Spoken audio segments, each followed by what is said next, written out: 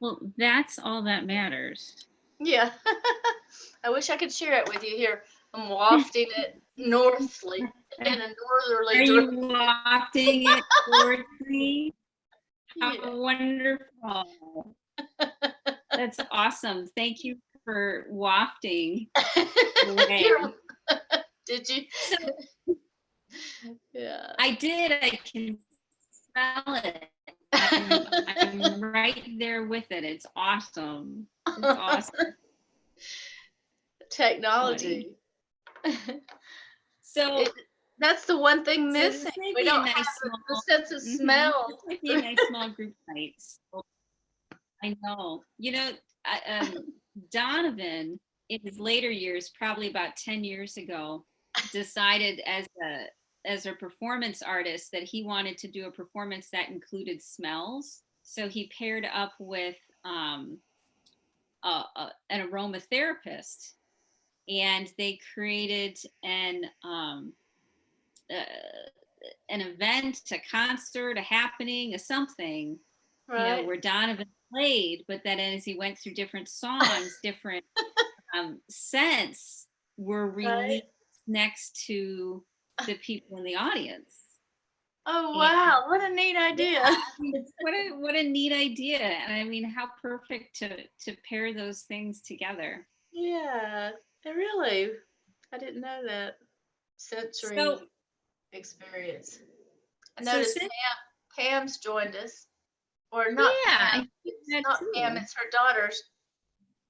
iPad, that's right. Right. Okay, I'm gonna unmute her. Hi, Pam. Nice to hear Hello. you. Hi. I'm so glad that you made it. But that's you're not Pam. This is your daughter's iPad, right? It is? Is that That's what it said? cool. So I always forget who is on Pam's iPad.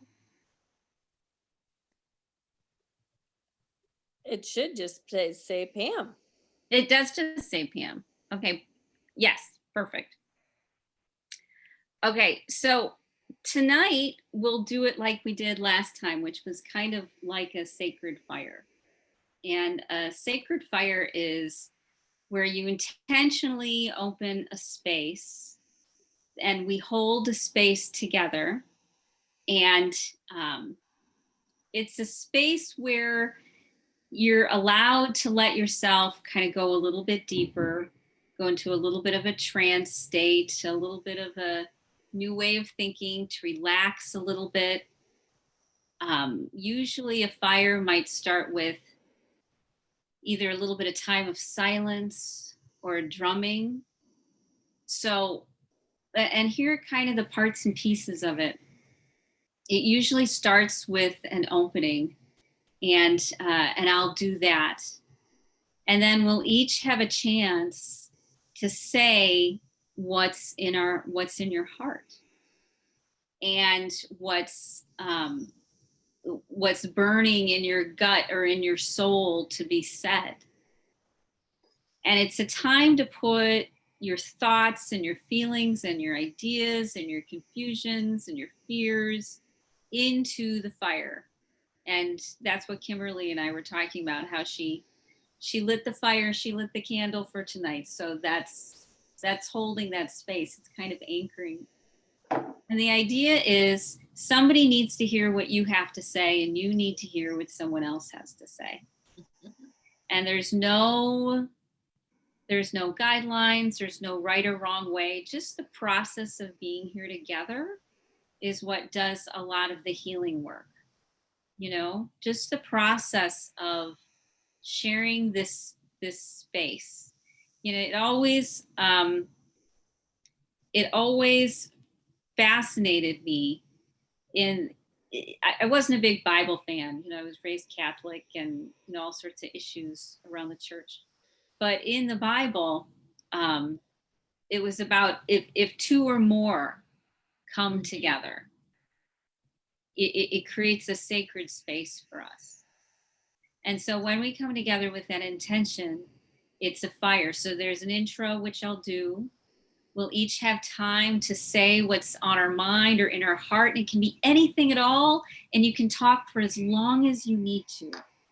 There's no rules on that. This is about having a healing night together.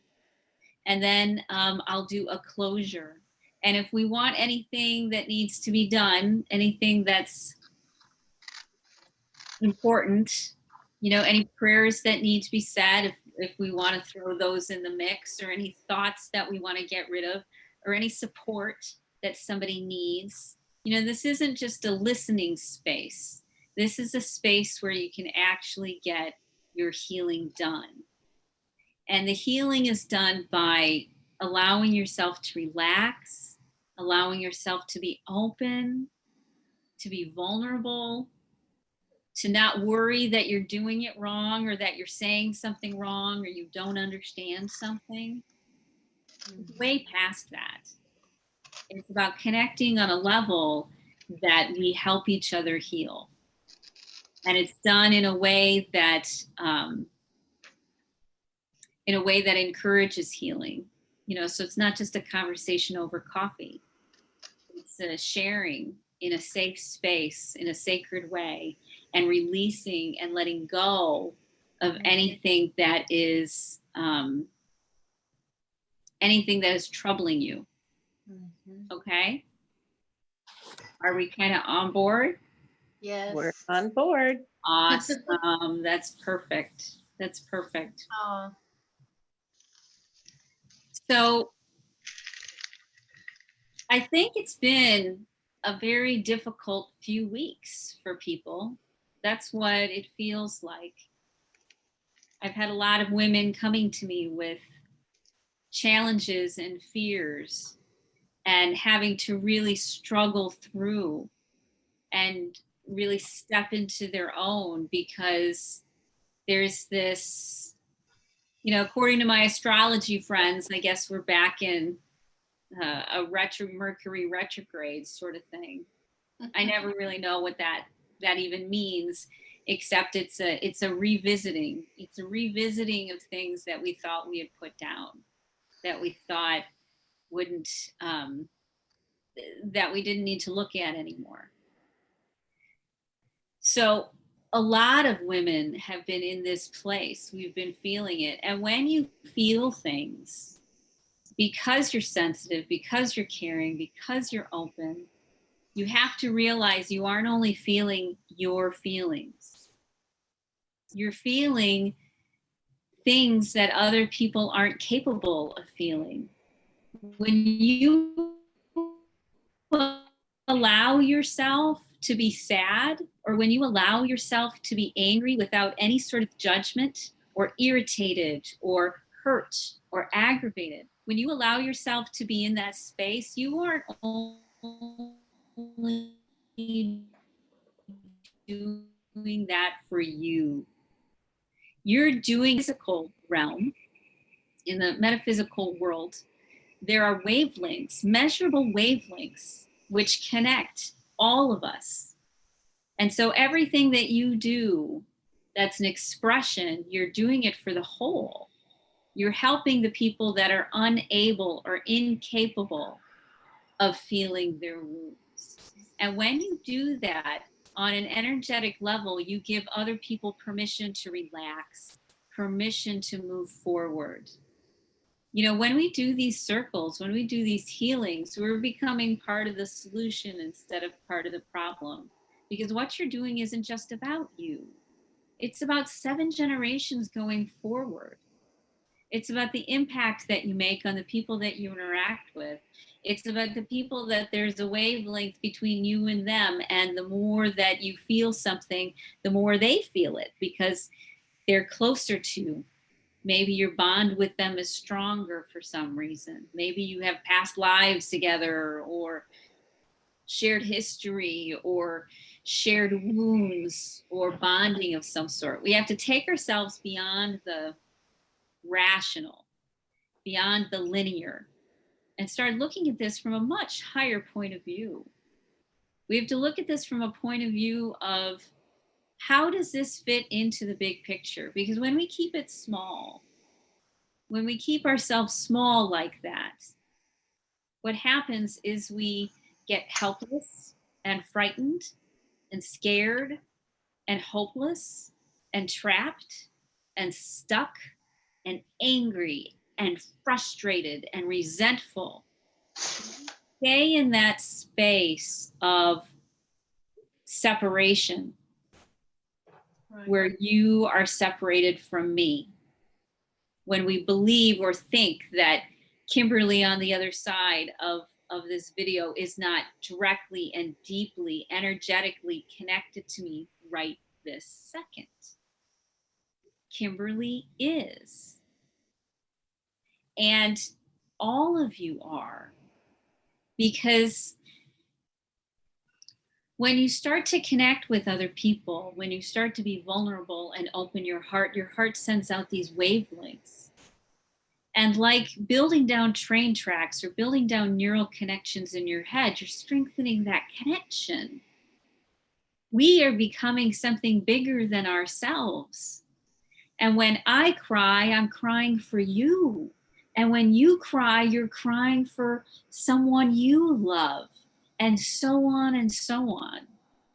Because many, many, many people have not been put into the position or forced into the position or trapped into the position of having to transform or self-destruct.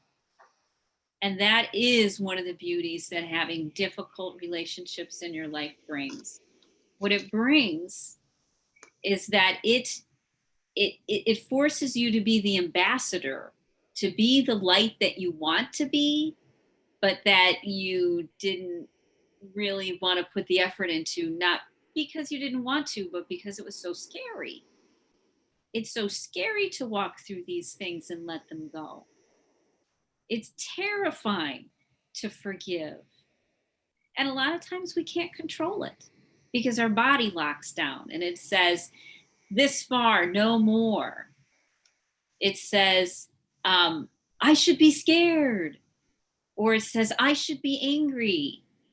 And no matter how many positive thoughts we have, no matter how many mantras, no matter how much chanting we do, our body ends up still reacting and responding in that way. So we have to be compassionate with the fact that just because we want to be doing something different doesn't mean that we're ready to be doing something different. That there are all sorts of other parts and pieces that have to go into this program. And it's only when we look at as if we're small, as if we're half an inch, that's what gets us into trouble. But when we start recognizing that we are so much bigger than ourselves, if nothing else, just from the wavelengths that come off of us, we're like antennas. We're receiving information, we're sending information, we feel everybody, everybody feels us. We just happen to be more sensitive to it. We just happen to be able to be strong enough to be vulnerable, to be willing enough to walk the path of change and to do something different by sharing and being vulnerable and loving and thinking differently and putting healthy things in place. So nice job for showing up, everybody. Mhm. I had a That's mentor. really well put, Rita. Thanks. I'm going to unmute Catherine too. I had a mentor who once said,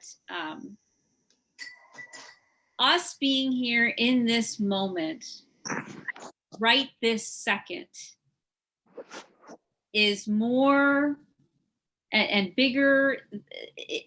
It's more random than winning the lottery. Because everything that you had to go through to be here right this second, talking to all of us, sharing this time, connecting through the satellites in the universe and more wavelengths bouncing all around. It's mind-blowing.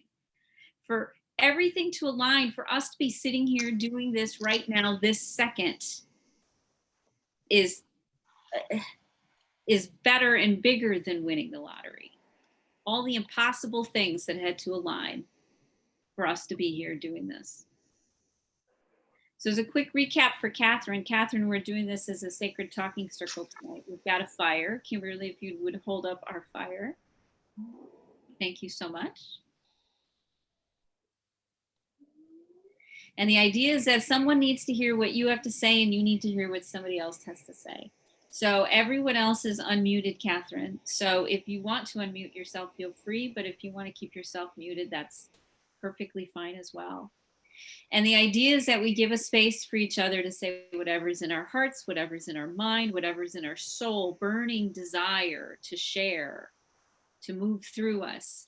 And we can put it in to the fire as a prayer to go up into heaven, or we can put it into the fire to transform it and transmute it into something that is gold. You can do either one. You can do whatever you need to do. And if you need any extra help or support from anybody, then you let us know. And everyone can be on video if you want. If you want to be on video, feel free to just unblock your video. And so one at a time, we'll share to the amount that you want to share, to as little or as big as you want. Doesn't matter. You can share as long as you need to share. Say whatever intuitively comes into mind, whether it's your subconscious, whether it's a higher consciousness, whether it's a spirit guide, whether it's a channeling, whatever it may be. Your job here tonight is just to be the conduit for what comes out through you, because it's bigger than you. So with that as our opening, is there anyone who would like to share?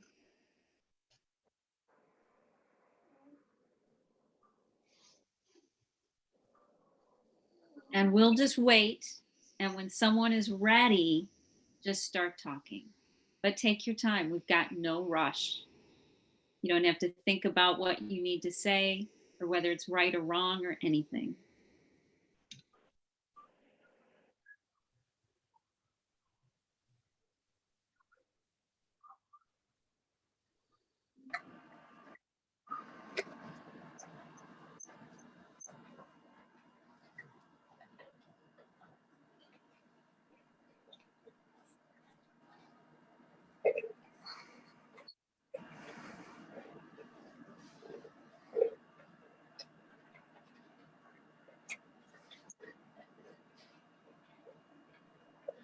I had something, Rita. Yeah. It's really, it is amazing I guess, synchronicities in life. I was at a metaphysical church last night, and it's mainly ladies, and someone was talking about dreams, and I remembered taking. I've always been an avid dreamer. I mean, not avid. I mean, I just always had vivid dreams, and uh, they always informed me, you know, on a psychological, spiritual, mystical level. And I remember, anyway, I um I had taken a lot of dream. I had done a lot of some courses years ago in dream work by a Jungian psychologist named Jeremy Taylor. I still love his work, and it really kind of corroborated how I felt about my dreams, which were they were on at least three different levels. One on a personal level, um, like within my own psyche, if you will. So, whatever my dream had a meaning that was personal and only about me and about the various levels of my subconscious, my ego, bloody, bloody. And I was aware of that to a degree. But when I read Jeremy Taylor's work, it was like, aha, I knew it. I just didn't know how to describe it that way. And then that like the second level is like your immediate environment and your relationships in that environment, in your community, or your family and whatever. So you could see a meaning how it related to your on that level. And then the third level was the collective unconscious, and it was like, I guess, what you're saying about how a lot of us who've, I guess they use the word empath a lot of times. I don't, I never, that's fairly recent term or current term. I didn't hear that way back when, but I always knew that I was highly, highly sensitive to the energy around me, the emotions around me, the environment, even, picking up on my mood. I could feel something change that was not within me, you know, as long as I can remember. And I also had sort of like psychic abilities where it wasn't just what you hear most people talk about. It was deeper than that. And sometimes it would just blow, it still to this day will sometimes blow me away. Um, I guess you call it extrasensory kind of perceptions that I have. And I've had them in my dreams too, where they were prophetic even. And um, so the more you tune into that, let's see, your daily life doesn't really, um, and the people around you normally do not inform that at all. They don't validate that. That's not, for a person who is going through a lot of that, and it takes a lot to tune it all out, and especially if something intense is going on, it's like that.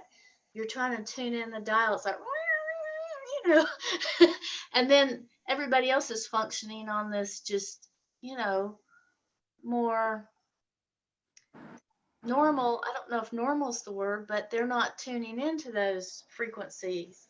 And so, um, kind of, unless people really know you really well, it can get misinterpreted a lot of times. And I was often misinterpreted for being overly dramatic, overly sensitive, but I was picking up. I would sometimes just spontaneously start crying and then find out, a few minutes later that the waitress that was waiting on me her sister had just died. She just found out her sister died. So I would just like spontaneously burst into tears. It's happened to me all, as long as it took a long time before I understood that a lot of those things were not mine. They, they were coming through me and they weren't mine. And even it's becoming even more intense. Like while I was at the metaphysical church, the lady who was leading it was having a hard time, and she was feeling kind of reticent, and she wasn't really owning herself. She was holding back. And somehow I started channeling her energy. I had never done that before that fully. And I started feeling and I didn't know it until I told her. Um, I was, I don't, I let her know some of the feelings I was having. And she told me, yeah, that I was having pain in my right arm. And it wasn't mine. I knew that. And it was Charlie's. And and I didn't know there was anything wrong with her right arm. So this stuff is coming to me more and more clearly, like I'm not filtering it out as much, and it's starting to open up more. And I like what you say because it can be so overwhelming. And then oftentimes people around me have pathologized, you know, what I've experienced. So it's like there's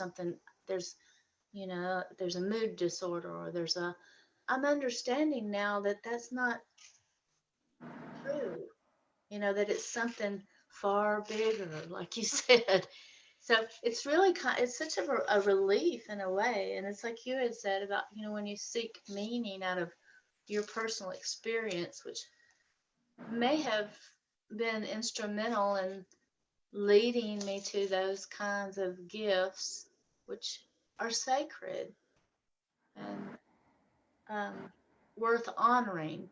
And our society doesn't do that so much. I mean, even, we just don't really have a culture for that. So it's really nice. Thank you for, you know, thank you for framing it that way. And and that's a much more empowered way to understand myself and to feel like, hey, that's all right. That's pretty cool. And it may separate me a lot of times from just the average it separates me from the pack a lot of time, and I have been for as long as I remember. So, it sort of separates me from the pack, and that's okay. I'm starting to find my tribe, and so that's a real comfort and that feeling of, there's nothing wrong with me. That's not those things and the reason and the ability and the willingness to be that sensitive and vulnerable.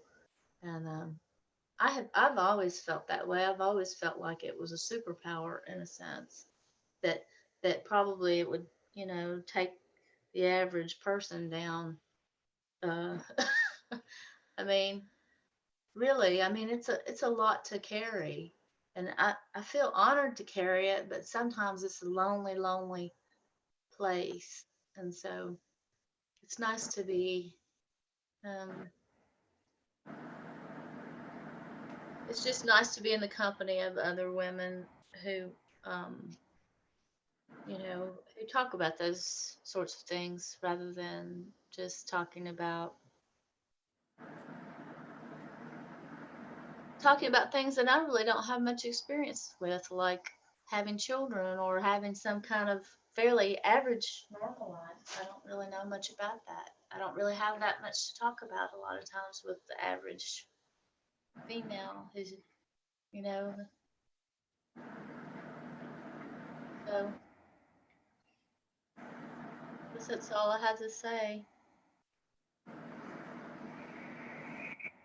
I'm dreaming again. I went for a long period where my emotional life was, well, Um, I think because of some of the medication I was on, especially when I was on tramadol for 3 years, it was a very low dose, but still, it's a narcotic once it goes through your system. And I didn't, you know, for some reason that it just separated me from my soul and my inner life. It really did. I became kind of zombie-like. So I didn't take much of it at all, but it really changed me on the soul level. I mean, my soul wasn't changed, but it wasn't coming through and my spirit wasn't here. So it's coming back and it's like, wow, I've just started remembering my dreams and I'll wake up and remember my dreams again. And I'm like, oh my gosh, it's, my soul's back in my body. And that feels it's like coming home again. I'm like, oh wow, it's I didn't know if I would ever feel connected again. So I'm starting to feel connected again.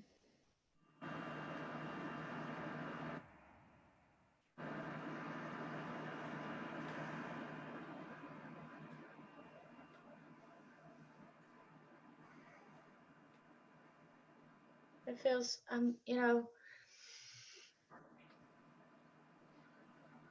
when you go through something, I didn't really realize that I just learned the term disassociation recently, and I just realized I didn't really know that's what was happening, but I had been doing that a long, long time. And then after getting re-traumatized, it really went to a level of just um,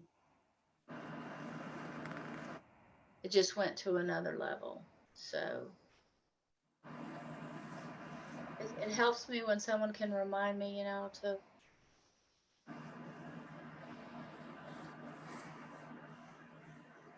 to keep coming back, just to keep coming back, just to keep coming back to the moment and to my body and to my breath and to what is right now, and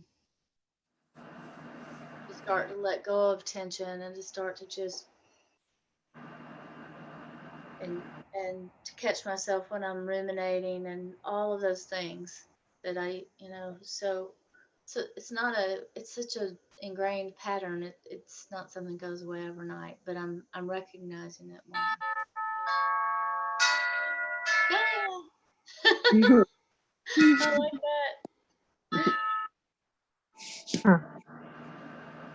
Somebody looking for you? that.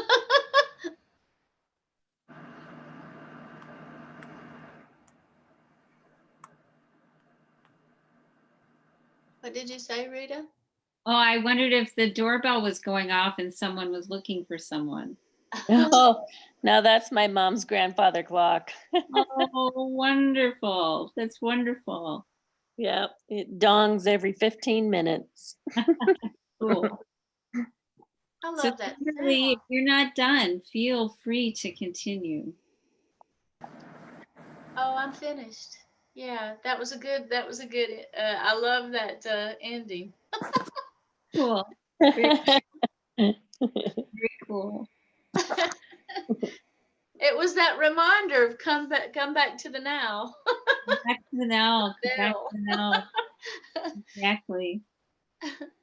So we'll just sit and wait, and whoever's ready to share whatever's in their heart or on their mind, feel free.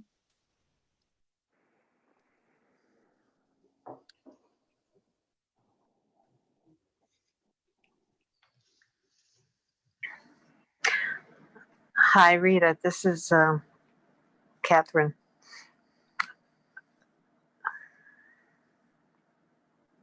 I'm feeling really sad today.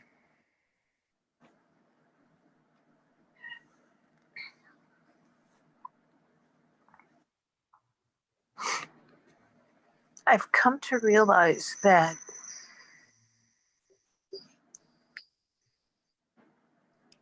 I've lost a part of my soul, perhaps, back in my teenage years. And that has gotten in the way of my developing female friendships all through my life. And now that I need the friendship of women, the friends I have are just not there, wrapped up in their own worlds, wrapped up in their own needs.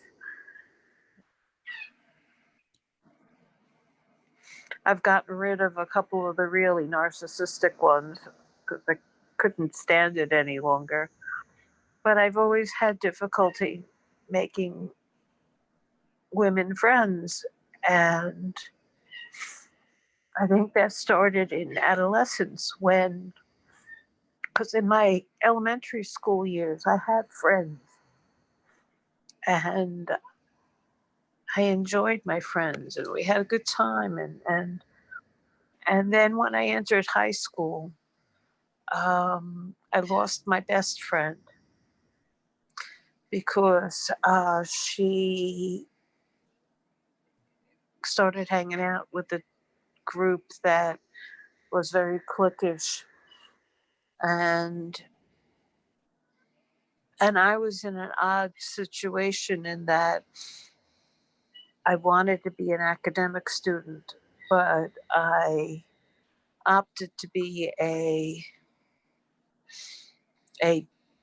business student, uh, business education student, and I did that to have work skills uh, if I had to leave home before I finished high school. And so, even though I wanted to go to college, I was neither fish nor fowl when it came to the other girls in the school because I just I didn't fit into either group. I was too smart for the business ed girls, and I was not embraced by the academic girls because business girls are considered sluts. And so the good girls were academic girls. This was back then in the um, hmm, late 60s, early 70s.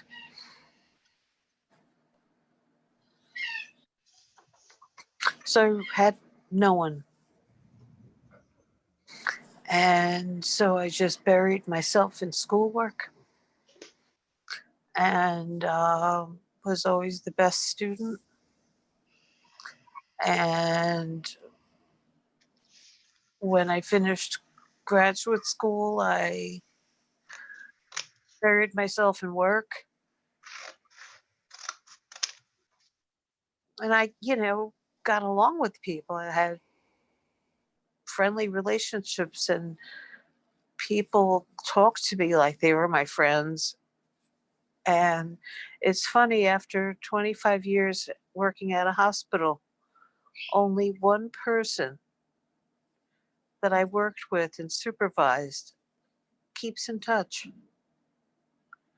And here, these other ones were like saying how much they were glad I was their supervisor and all this other kind of stuff. And I felt like we clicked as people, and it's just,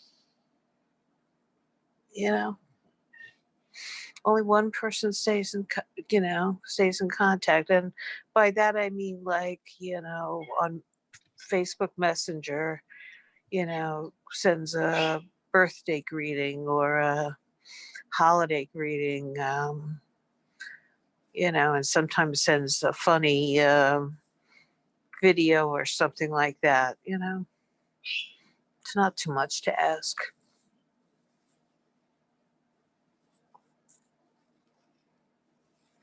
So as I'm going through this thing with my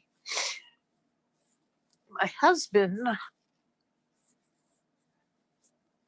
I feel very alone and lonely and vulnerable.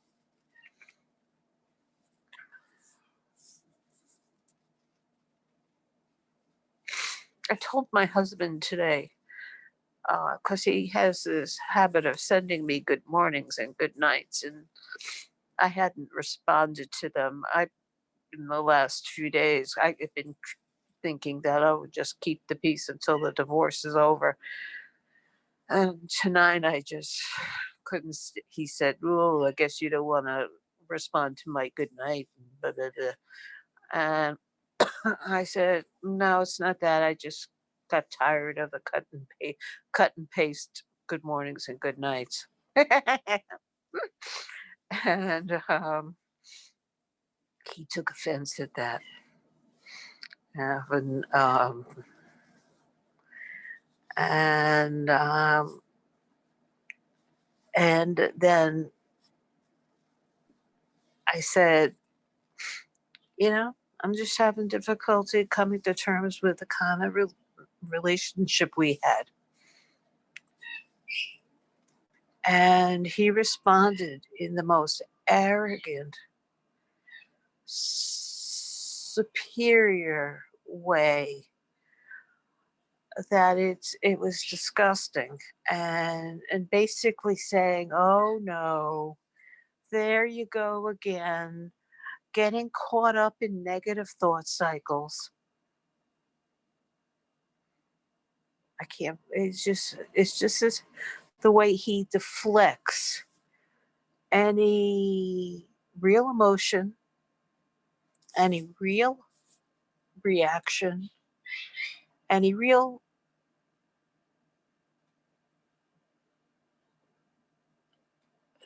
like, there's no empathy. You know, if you have a negative thought cycle, you got a problem you got to fix on your own. Go and listen to Esther Hicks a little bit more, which is his solution. Stay away from people in negative thought cycles, because maybe might make your thought cycle a little bit negative. And so it was like denying the reality that the relationship had problems, other than I had negative thought cycles, and so then I wrote him back another text message, which he hasn't responded to, but I just told it like it is. And, and felt good afterwards. It wasn't insulting. It wasn't angry. I guess it was angry in the back because I've had enough. And I can't just wait until the divorce is over to just tell him, he's got a lot of work to do on himself, and that felt better. I asked him if he's learned anything from the divorce of his wife of 27 years. And because, you know, this is the time to be learning about that kind of stuff, to be self-reflecting. And his statement to me that he's beyond self-reflection because he's evolved to such a high spiritual level is really, not going to help him have a better relationship. But I told him I found him wanting in terms of self-awareness and empathy, and I told him that I wasn't in love with him anymore in July because I knew that would be the only thing he could understand about love, and that his capacity to understand the deeper nuances and complexities of love is, kind of wanting, and that his understanding of love is shallow. And this and his blood pressure must be boiling. And us to tell him that I said, but the only thing he could comprehend, I'm not in love with you anymore. Okay, so what do you want to do about it? Should I leave?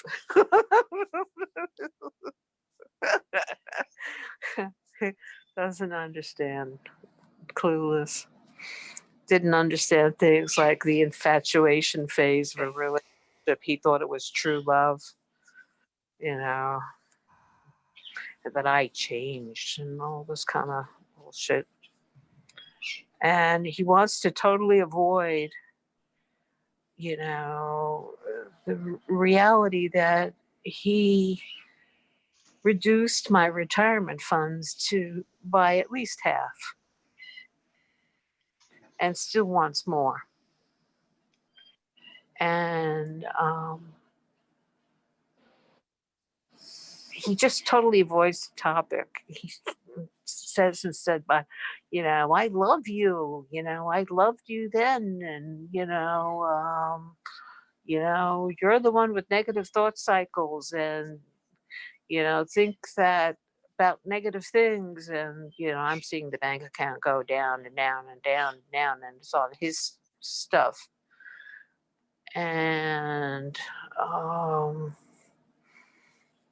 of course he accuses me of being the one that fell out of love with him, so I have a problem,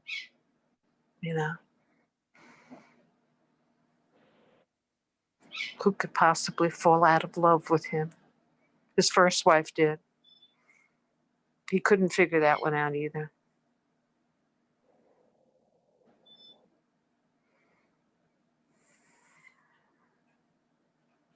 So I'm feeling like just lonely.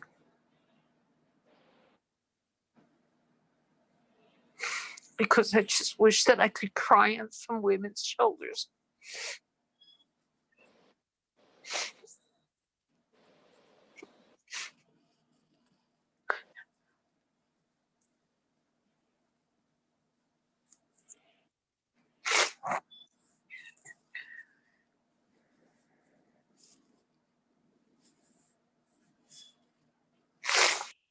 And I wish there were some people around who I could ask to help me with certain things, Oh.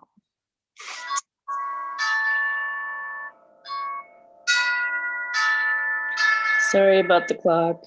I love it. It's kind of funny. It's kind of funny. It's like it tells you when your 15 minutes up is up. No.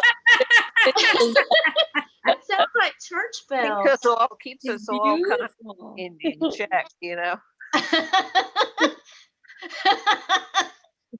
Oh, If that's we what I like if to we do. get I too can caught up try in our to- own emotional stuff, you know, the clock is there to remind us, okay, leave some room for somebody else. That's enough already, huh? I set a timer for how long I'm gonna let myself be in a bad mood. I do. I'll set a timer for like a half an hour or 15 minutes. And I'll say, I'm gonna let myself be in a bad mood for this amount of time, and then I'm gonna do something else. I do it all the time. It's just then it doesn't suck you down into the vortex of evilness. Mhm. Yeah, I've been trying to do things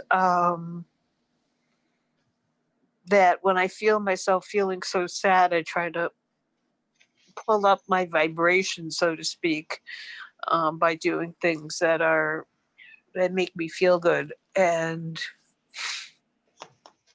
But I've just been having a hard time these last few days. And I think I've been needing to say those things to Greg as well, because I know he sits there in smug self-satisfaction, on my news feed on, what do you call it, Facebook. He's kind of got a picture of this piece of chakra related, you know, artwork that somebody made for him, and it so makes him feel so good. And I saw the initials on the bottom. It was made just for him. And I look at who liked the post, and sure enough, there's somebody whose initials are MC, and that Maria lives only about 10 minutes away from him. So I guess maybe he's got her enamored of him. He's been such such a like a narcissist. That makes you feel, oh, you're making him feel so good, and he loves you when you make him feel good. So do it more. So I'm sure that was for her benefit. But he got double mileage out of it. It made me feel like, she gave him a fucking paint picture she did some watercolors on. And I gave him so much, and it's like,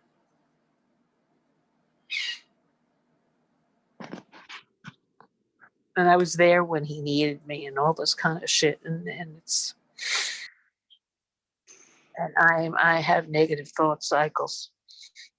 So if I say that something's wrong with this picture, it's, Yeah. it's get you gaslit, Mhm. Yeah, that's all I have to say. Thank you for listening. Thank you Thank for you, being here, everybody. Catherine. Thank you so much. Thank you so much. So, Bibiana, if you want, feel free to undo your mic. We're just taking it, we're giving space, and then when someone's ready to talk, then they just start talking. But we're all kind of, our mics are off so we can be in a circle and hear the clock and dogs and birds and life and be a part of each other's world for a little bit. Hello. Hello. Hi. I finally got on. So glad you did. So Yeah. glad. Xavi's here. She's supposed to be in bed. She's like, hi, mommy's friend. No. Oh. Yes. Hi. Sweetheart, Daddy's going to read you the next story, yes? And I'll be available after that, sweetheart. I love you. Here's my kiss, okay? There, baby.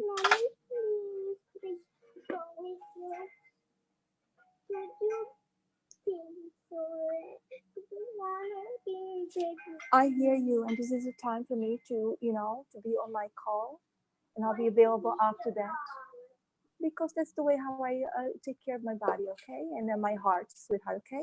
I love you, and I'll be available when I'm finished. I'll cuddle with you. Okay, there it is. That was Yes. beautiful, Viviana. That was Oh my beautiful. goodness! I just came from play dates, Mm. but it doesn't work in her head like that. Right, right. But it's all good, and she's right behind me. Hi, sweetheart. I love you. Okay, come on. I want you. I hear you. I I want to cuddle with you. I hear you, and I'll be available when I finish the call. Of course, I cuddle with you. No, Daddy's available right there. Xavi, Xavi, Xavi, Inside, too cold. Xavi. This is Could you important, be sweetheart. Inside. I'm not available to be inside. I need to have privacy, okay? And I'll cuddle with you afterwards. I love you. Can you cuddle with both Huggy Bunnies? You can use mine too, okay? They're available to cuddle with you. I hear you, sweetheart. Xavi, Xavi. I want you. I hear you, and Daddy's available. I want you. I'm gonna put you to bed right now, sweetheart, and I'm gonna give you, sweetheart. This really doesn't work for me. I love you, and I'll be available when I finish the call. Oh my goodness gracious! Mm. Oh, she's Mm. gonna be a strong woman and Yeah. determined. And here she comes to go again. Mm. Sabi, Sabi, I hear you, and this is not a game for me, sweetheart. I'm available to cuddle with you when I finish the call, okay? Sweetheart. There, okay? Okay. Big breath for me. Mm. Oh, my goodness. And she's Yeah. always welcome. Children are always welcome. I understand it, but she needs to be also in bed because tomorrow, Oh, Sabi. totally get that. Yeah. Yes, yes, I yes, was just letting you know. yes. Thank you. What happened? Yeah. What happened? You can ask Daddy what happened there. I really have Okay. Go, go, go, go, go, go. I still feel like this is really just attention. Mm. There was more attention than just the cuddle itself, whatever. Yeah, Mhm. but it's all good. Yeah. I don't know. I'm still feeling quite so sorry. Xavi, Xavi, sweetheart.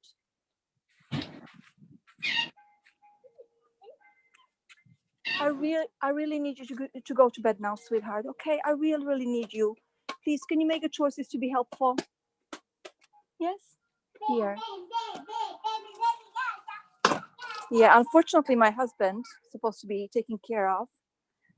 Reading a story, and he's nowhere to be found. Yes. Yeah. So this is what is happening right now. Yeah. Unfortunately. Okay. Uh, yeah. I feel. I don't know. I just feel low energy again. So it's hard for me because I wanted to go exercise, and I actually in the last minute, in the morning, I got myself ready and thinking like I'm gonna do that, and I had no motivation whatsoever. So I just texted the person and explained that I'm actually in a mindset totally dreading going to exercise today, and I'm gonna give myself a break. So and I don't know, for past couple of days again, I just end up back in bed. So and even though I thought like, okay, I'll get energy back, and I'll go back and do some stuff what needs to be done in a house, and so a lot of times, I'm just go for another 10-15 minutes, I do something, and suddenly I just feel overwhelmed by just being tired, extremely just almost angry being on my feet like that. So I don't know if it's really tiredness or if it's my hormones or what, but yeah, I end up in a bed. So I wish that I can have mind over matter, really, and just be able to get myself out of the bed and, as you say, put a timer and whatever. But I don't know, I'm just not motivated very much. Yeah. So even if certain things get done, like, 3 loads of laundry, but, and only 1 load folded, everything else is like, okay, oh, I'm done, whatever. So I don't know. That's the mindset what I had today. But yeah, I was able to get her to school, pick her up from school, get her to play date, and make sure that she's fed, you know. So it is successful, and tomorrow is another day. Yeah. I don't know if it's really just hormonal and it's also frustration how my husband is not available really to be involved in anything with her.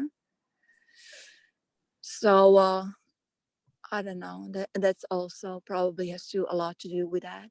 Because I used to have on Sundays at least some kind of break that I used to go running, but because of my medical stuff, I stopped running in the morning. And even that one had to be tricky because my husband will just disappear. So suddenly I have appointment to go running with someone at 8 o'clock and he's nowhere to be found and I can't leave the child alone.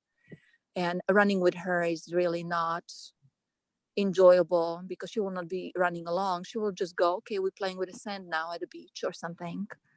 So I miss that time when I feel like a day off.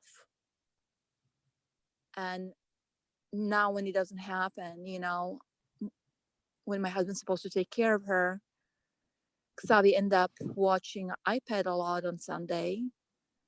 That this way I can have a little break in the garden with myself by myself. But the same thing, I wake up and my husband is not home. So the same thing, unless again I take her to the park, but it still feels like that another day. It's not a day for me really, if I end up going to the park, even though there are moments that I enjoy kids and so, but it's more um taking energy than giving energy. Yeah.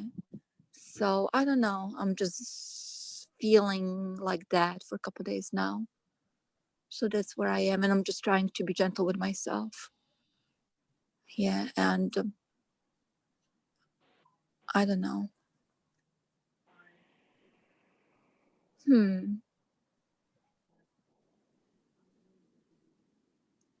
And I don't know if I should be complaining or not because it's just toxic even talking about it. But our daughter's birthday is coming up, and she wants to have a birthday party, and we invited friends, and my husband said no problem.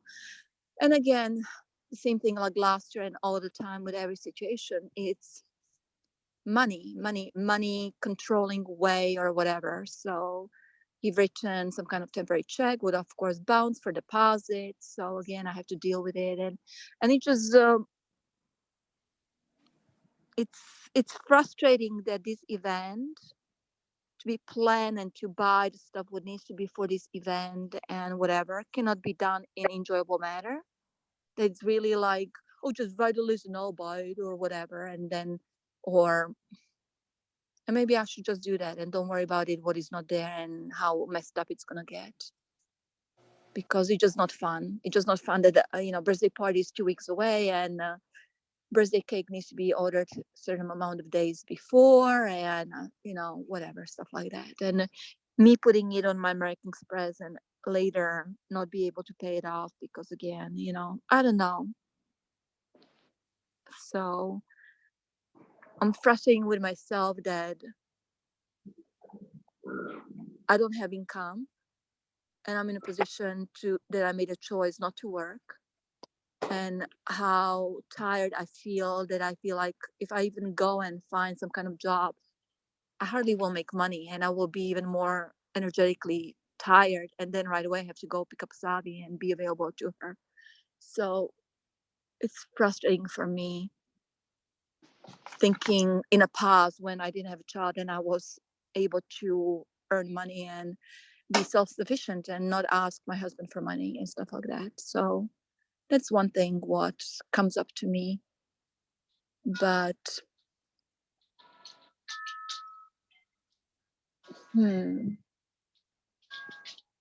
and I don't know what I enjoyed during the day is mostly hummingbirds. For whatever reason, hummingbirds are right now sitting together at Hummingbird Feeder. So that really brings joy to my heart. Yes. So I think that's it. I don't know what else to really say. That's okay.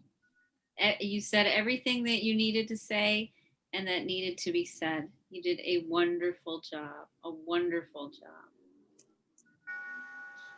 Thank you for this space. Yeah, thank you.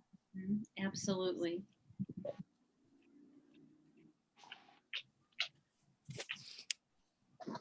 I think it's interesting that I think it was you, Rita, that put that little cartoon on one of the Facebook pages the other day where it was the cartoon characters where one person had just was carrying on a little of the emotion, and then they found somebody who had some bigger emotions, then they took on their emotions and went to someone else and took on their emotions. Do you remember that one?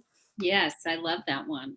That's the way I feel right now. It's like listening to all these stories, and I feel like I'm soaking it all in, feeling so empathetic for everybody that is sharing tonight. It's just like I feel my heart is so heavy for all of you and what you're all going through. And at the same time, I'm just very grateful for where I'm at. I'm not healthy. I'm not where I want to be, but I don't have contact with my soon to be ex. And I'm just so thankful that I don't have to deal with that. It just is, it's been, I mean, I moved out in July, so I really haven't had a lot of contact, a little bit of email, texting contact in August. And since then, not really anything. And I'm just really, really grateful for that, because just hearing everybody share tonight reminds me what it was that I was in and where I'm at now, and how grateful I am that I made the choice to break free and start to get help for everything that I had to go through. So yeah, it's amazing. It's a lot of work, and we will all get there.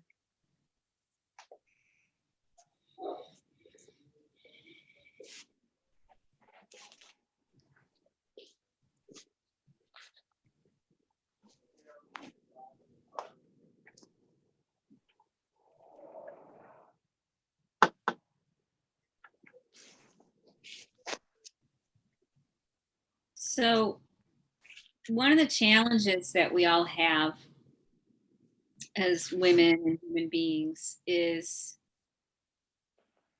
remembering that things will always be changing. I remember when I was in high school and I was, like a sophomore or whatever, and I thought, I just have to make it through until I can get to college. I said, that's all I got to do. I just got to make it through this period of time until I get to where I'm supposed to be, until I get into a better place. And in the meantime, I'll just keep doing what I need to do, because I know that I'm building for something that will be in the future. The hardest part is when we all feel stuck, when we feel like there's no hope and no place to go. But the neat thing about everyone in this group is that we're in different places. We're in different places in our path and on our journey with different pieces of wisdom. When we're having a hard time, which a lot of women have been having the last few weeks, I don't know if it's astrologically or energetically or the environment, but most of us who are on here, we ended up in narcissistic relationships because we were more sensitive, because we cared, because we wanted to make a difference and have an impact in somebody's life. And we thought we could help. We could see a way out. And we put aside our own selves. We put aside our own needs, thinking that that was the way to help people around us, and that was the way to live. A few weeks ago, we were talking about tough love. And I never really got into it too much. But it's something that's a big topic for me. You know, we look at love and we think love is supposed to be warmth and tenderness and adoration and service and a feeling of giving all that we have to give. And giving love makes us feel amazing. To give love to someone is the most beautiful feeling in the world, to be that giver. And we can look at tough love in the same way. You know, so there's a coaching group I belong to of entrepreneurs, you know, people who are kind of in service professionals, but also, you know, wanting to grow their business or their practice. You end up with a lot of egos in that group. People who are entrepreneurs, you end up with a lot of narcissists in that group. You know, it's just they have to have that sort of a personality to be successful, you know, that confidence no matter what. And one of them, who I really like in the group, posted something for fun for me. And it was about how narcissists end up, you know, having some benefit. Who knows? More successful, longer life, whatever it may be. I don't know. There was some benefit to be a narcissist. And that's kind of my reflection on tough love. You know, we walk into this world thinking that love looks like a certain cookie cutter sort of way, that love looks like always giving and putting yourself aside and being more. You know, that's the lesson we're taught, but that's a very patriarchal mindset. That's a mindset that's kind of, we buy into because it fits into our personality, but isn't what we need. I got powerfully involved with a lot of shamanic work for about 10 years. And the beauty about shamanic work is most of it is very patriarchal. So it's all about how you need to be more selfless, you need to be more caring, you need to be more open, when in reality, that wasn't my problem. My problem is that I wasn't demonstrating to other people what a good woman looked like, what a powerful woman looked like, what it looked like to be in your power. Because we're in a world right now where we're lacking the feminine. We're lacking that softness and that gentleness. But the only way we're going to be able to bring that into relationships and into the people around us is to say, here and no more, to draw that line. And so many of the skills or many of the tools or many of the mindsets or ideas or attitudes that when we looked at narcissists, we said, I will never be that way. I would never do that to anyone. I would never speak to anyone that way or hurt their feelings or get in their way or dismiss them or anything. I would never do that. That's cruel. That's heartless. It's unkind. I would never. When in reality, with the intention of love behind it, that can be tough love. Because not everybody was a little girl that didn't have a voice. Not everybody in the world was a woman who didn't have many choices and so had to stay in an abusive, emotionally, physically, mentally abusive relationships. Not everybody is us. What we need to do is be bringing our wisdom and saying no, and bringing those tools that we would say we would never embrace because they were cruel and hurtful and unkind, when in reality, many people are so numb and so trapped by their own feelings that they will continue to behave in a narcissistic, self-absorbed, unkind, destructive sort of way until someone says, here and no more. It's only when we start to allow people to have the natural consequences of their behaviors to happen, where we don't want to talk to them anymore. We don't want to give anymore. Where naturally humans get to that point where we say, no, we're done. Because if we truly love someone, then we have to be looking for their highest good, and their highest good isn't always being nice to them. In fact, many times it's not being nice to them. Sometimes, and many times, their highest good is saying, you know what, that was inappropriate. I'm not standing for that. And until you can speak to me in the correct way, this conversation is done. That's love. That's love. Love is when you say, no more.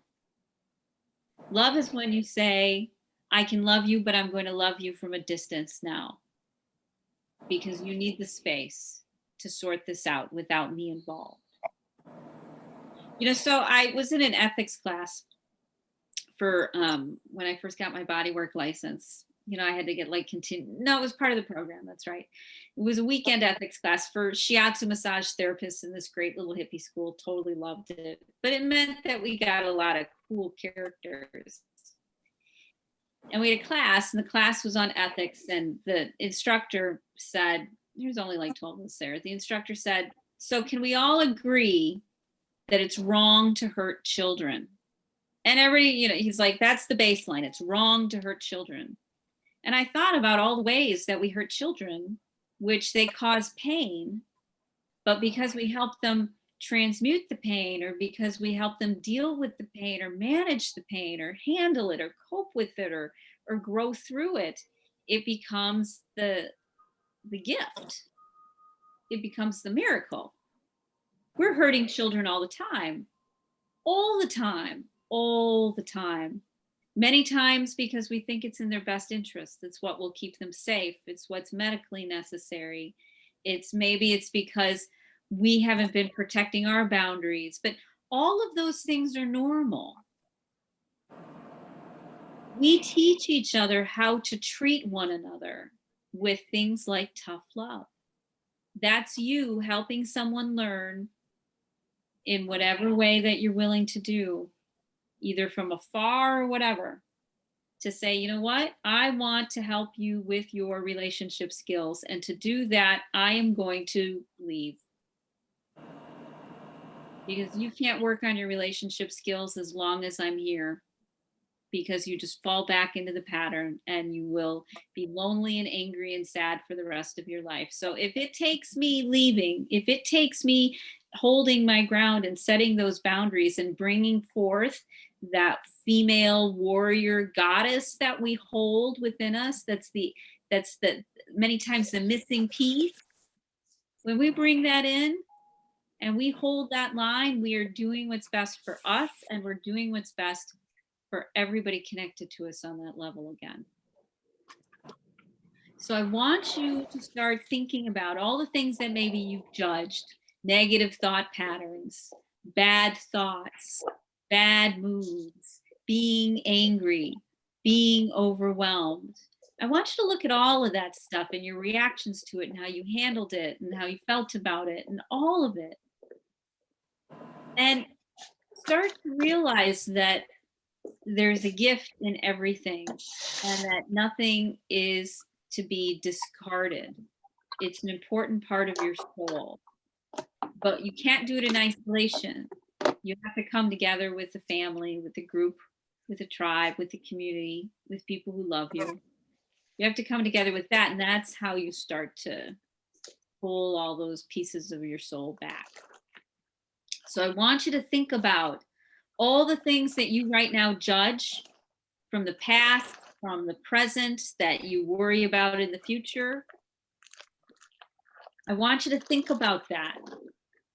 And I want you to think about how there's a gift within it. It somewhere, anywhere. It could be anything at all. But one of my favorite philosophers, Alan Watts, would say, if you want to grow love, love anything. Doesn't matter what you love. Could be a chocolate bar, could be sex, could be walking on the beach. Doesn't matter. Because when you start to love, it starts the flow of love. When you start to see the gift in something, it starts the gifts. You start to look at the world that way. When you look at the world that way, that's what starts to bring more of that towards you. It's just nature and logic. So look at these negative things, not trying to get rid of them or judge them or be mad that somebody else is judging them. Instead, look at what do I get from this? What beauty can come out of this horrible, nasty, awful situation or feeling that I have? So by next week's call, I'd like it if you'd send me an email. You can send it to ritahickman@gmail.com. And I want you to pick one or two things which you struggle with seeing a gift within. Maybe something happened to you. Maybe you were scared, or somebody did something that betrayed you, or someone treated you in a way that caused trauma, whatever it may be. I want you to try to look at it from the lens of, what if this were tough love? What would the gift, what would the love be out of it? Because it might not be love from the narcissist, but it might be love from something bigger that's going on that you're not even aware of. So 1 to 2 things you struggle with seeing as gifts, that you judge, that you have a hard time seeing as tough love. And I want you to explore that a little bit. Explore your thoughts, what the idea is, what you think about it. And then start exploring and investigating and writing how it can be turned around. Now, here's the beautiful thing about writing. When you write how you feel, it moves it through your body. So, okay, let's say there's a gazelle on the plane and the lion's coming after it, and the gazelle totally freezes in place. Hopefully that the lion won't see it. The gazelle is totally frozen. The lion misses it, goes past, goes find something else, and the gazelle is fine. The gazelle now totally shakes its body, totally, its whole body shakes, and then it moves on with its life. So you don't want to get to that point. You don't want to get to the point where it's a giant adrenaline release. But writing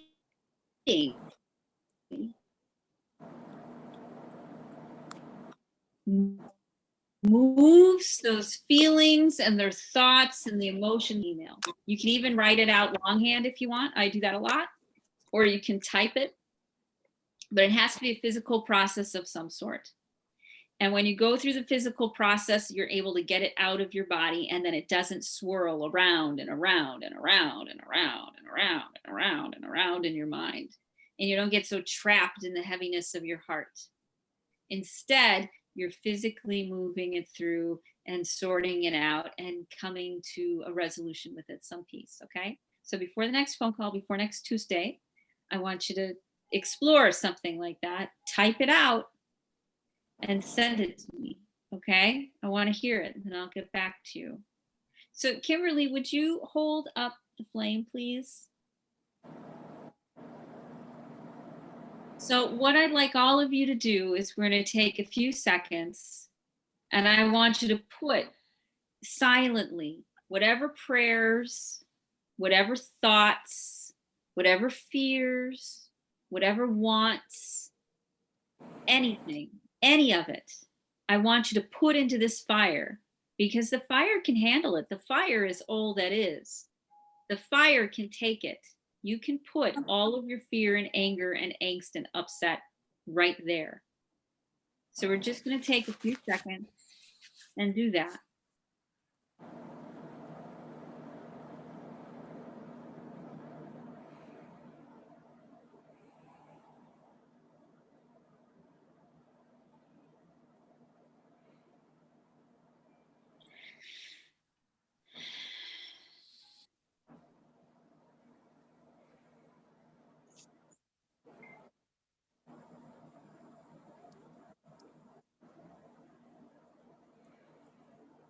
And then when you're ready, we're all going to say goodnight.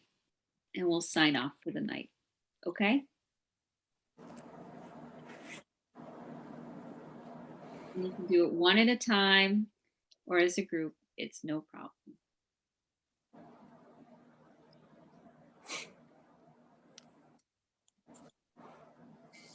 Good night, everybody. Thank you for listening. Good night, Catherine. You're welcome. Good night, everybody. Thank you for your time and all of your support and for listening to my grandfather clock. We love you. Pam. Thank you for bringing it. It was so magical.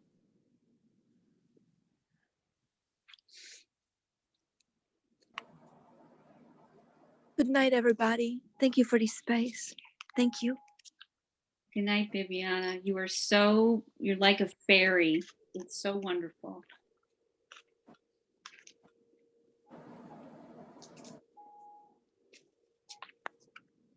Good night. Good night, Kimberly. All right. Rest well. You too. Aho, everyone. Good night. Bye-bye. Good night. Tomorrow morning. Yep. Bye. Bye-bye.